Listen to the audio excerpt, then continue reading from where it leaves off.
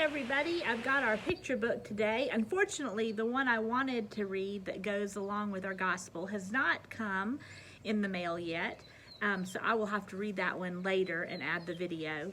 But I do have one that I picked out from my own library. It's called Sophie's Masterpiece.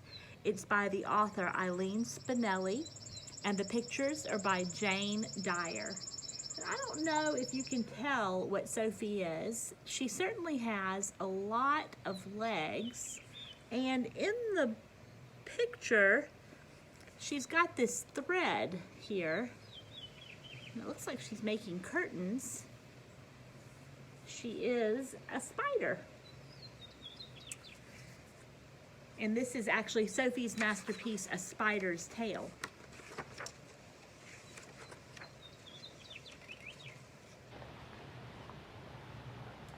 Sophie was no ordinary house spider. That's what the ordinary house spider looks like. They've got long, long legs. Sophie was an artist. She is making a beautiful web.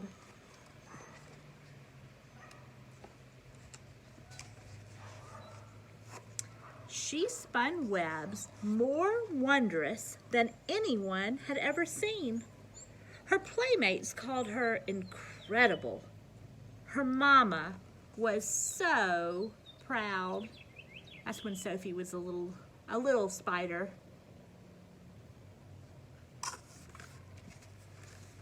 Someday, they said, she's going to spin a masterpiece.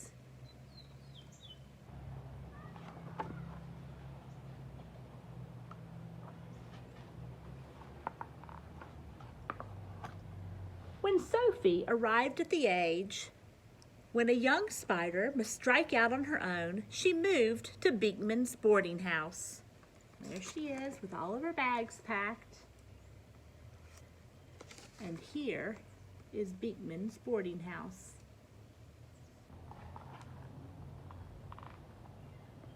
And I don't know if I see Sophie in that picture. She may be in there, but I do see a cat on the stoop. And I think I see a broom by the front door.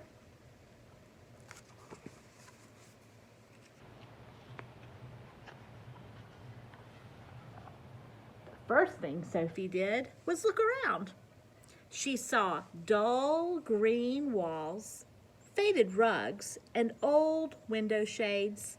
The place cried out for her talents. Sophie set to work. Her first project was to weave a web of curtains for Beekman's front parlor. Day after day, she whizzed along, blending a golden thread of sun into her silk. And there she is doing her work.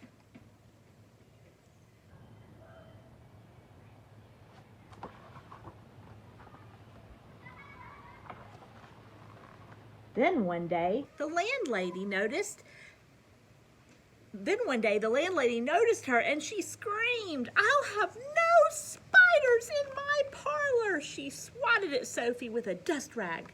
Well, Sophie knew when she wasn't wanted, and she scampered across the wall and up the stairs into the tugboat captain's closet.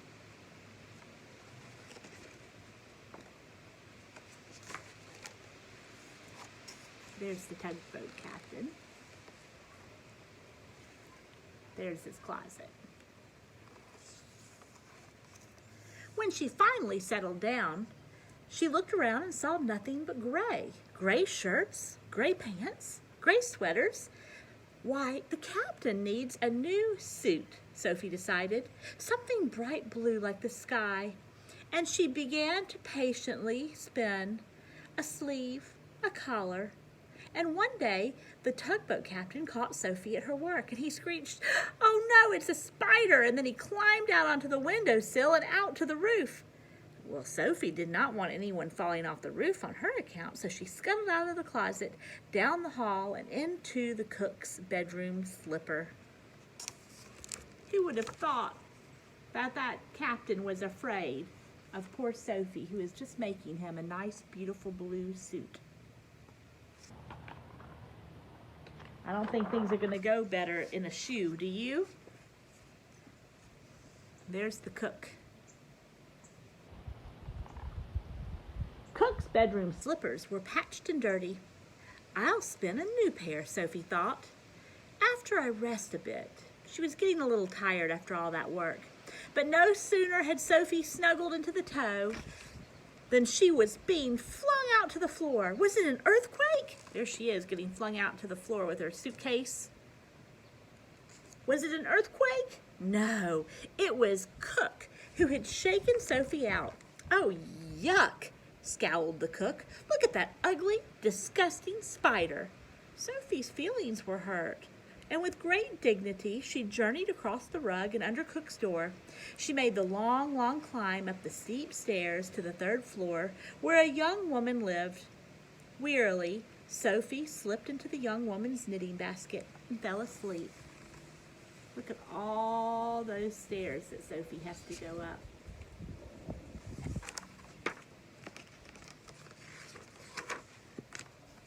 And there's the sewing basket where she fell asleep. Can you see her in there?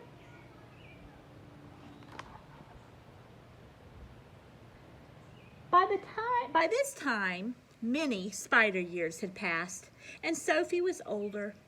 She only had energy to spin a few small things for herself, a tiny rose-patterned case for her pillow, 8 colorful socks to keep her legs warm. But mostly, she slept.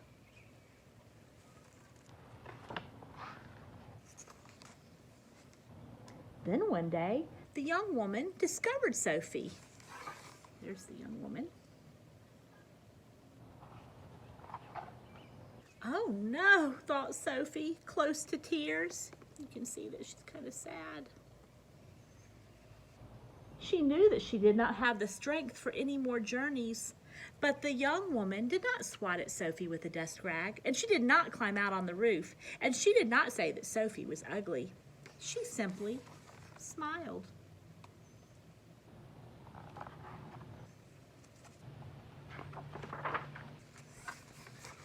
There she is doing her knitting.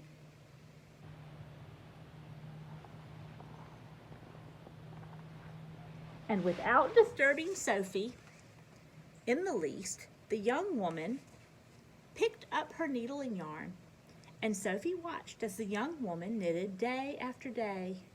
And that's what she was knitting. Baby booties. Booties, cried Sophie. The young woman was going to have a baby. After the booties were finished, the young woman knitted a baby sweater. And then the yarn was all gone. The young woman did not have enough money to buy yarn for a baby blanket. Never mind, the landlady told her. There's an old brown quilt in the hall closet. Your baby can use that.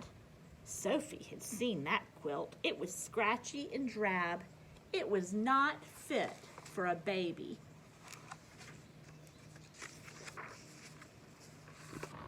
There's Sophie. Sophie was an old woman spider now. Sophie knew the answer. She would have to spin a blanket herself. In her younger days, this would have not been a problem, but Sophie had grown frail and weak. The baby was due any day. Could Sophie complete the blanket in time? She climbed out of the yarn basket. She traveled to the wide windowsill. Strands of moonlight fell into the room. Excellent, she thought. I'll weave those strands into the baby's blanket. I'll weave some starlight, too. Sophie began as she spun. And as she spun,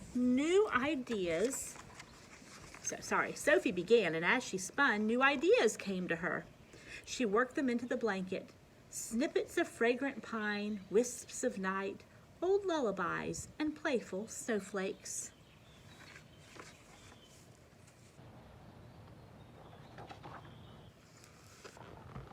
There she is, working on that beautiful blanket.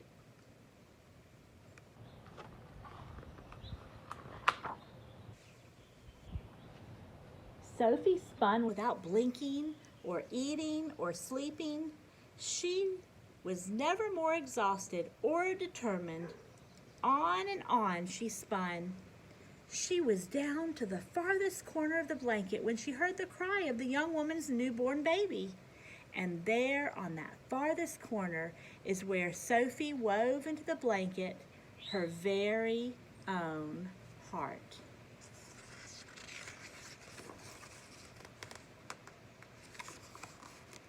And there's the blanket left in the windowsill. And there's the mother with the baby.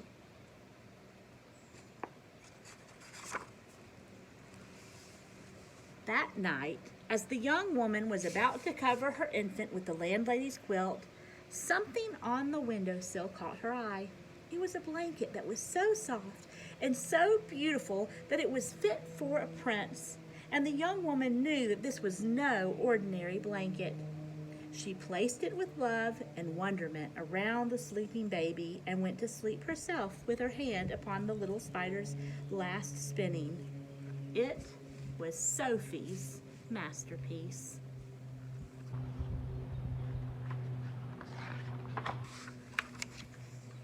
The end.